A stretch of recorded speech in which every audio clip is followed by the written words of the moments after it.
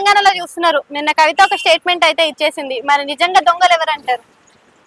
దొంగలంటే మాకు తెలిసిన కాడికైతే వాళ్ళ పార్టీలో ఉన్న ఆమె కేసీఆర్ బిడ్డ అనే చెప్పింది కాబట్టి అది వాస్తవం అని మేము నమ్ముతున్నాం.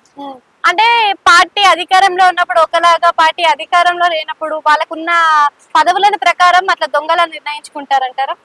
అది రాజకీయ పరంగా వాళ్ళు ఏం మాట్లాడతారో వాళ్ళకే తెలియాలి, ప్రజలకు ఏం అర్థం కాదు. ఓకే. అంటే కవిత పార్టీ నుంచి విడిపోయేందుకే ఎన్ని పన్నాలు పన్నుతుంది అని అంటున్నారు కదా, నిజమేనా? నిజమే, దీన్ని బట్టి చూస్తే నిజమే అనిపిస్తుంది. అంటే మరి నిజంగా మీరు పార్టీలో దొంగలు ఉన్నారు అంటున్నారు, మరి కవిత విడిపోవడానికి చేస్తుందని రెండు మాటలు మీరు కూడా చెప్తున్నారు. మరి ఏందనాలి? ఫ్యూచర్లో ఏందనేది కాలం నిర్ణయిస్తుంది, మనకైతే తెలియదు కదా.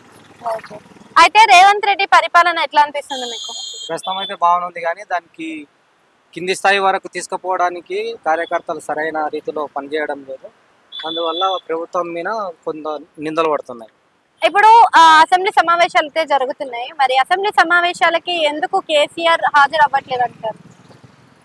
అది ఆయనకి తెలియదు, మనకి నిజంగానే కాళేశ్వరం ప్రాజెక్ట్ లో అవకతవకలు ఉన్నాయంటారా అని నిన్ననే చెప్పింది కదా, కూతురు చెప్పింది కాబట్టి మేము కూడా నమ్ముతున్నాం.